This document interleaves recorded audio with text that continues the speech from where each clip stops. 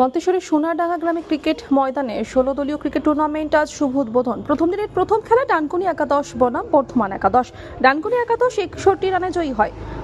উদ্বোধনে উপস্থিত ছিলেন মন্তেশ্বরের BDO Sanjay Roy, joint BDO Manteswar থানা ভারপ্রাপ্ত আধিকারিক বিপ্লব পতি ও মন্তেশ্বর পঞ্চায়েত সমিতির সভাপতি আহমেদ হোসেন শেখ। সুপার ব্যাট করেছেন,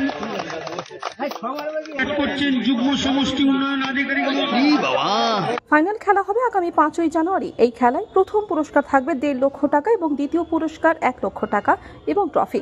এই খেলায় কোনো এন্ট্রি মূল্য নেই। এই খেলার উদ্যোক্তা মন্তেশ্বর পঞ্চায়েত সমিতির সভাপতি আহমেদ হোসেন শেখ।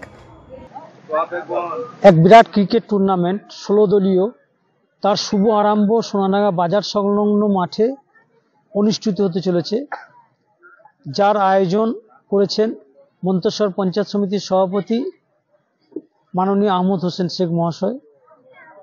এর উদ্দেশ্য একটাই, আমরা দেখি যে গোটা ভারতবর্ষে আজ অলিম্পিকে বিভিন্ন যে ইভেন্ট, সেই ইভেন্টে কিন্তু চান্স পাচ্ছে না।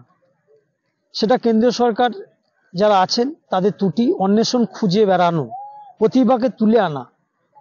সেখানে আমাদের পঞ্চায়েত সমিতির সভাপতি মাননীয় আহমেদ হোসেন শেখ সাহেব এই 16 দলীয় ক্রিকেট টুর্নামেন্ট আয়োজন করে ক্রিকেট অনুরাগীদেরকে প্লাস ক্রিকেটের প্রতি যারা আসক্ত আছে তাদেরকে সাময়িক আনন্দদানের সঙ্গে সঙ্গে মেন উদ্দেশ্য প্রতিভাগুলোকে বিকশিত করার সুযোগ করে দেওয়া।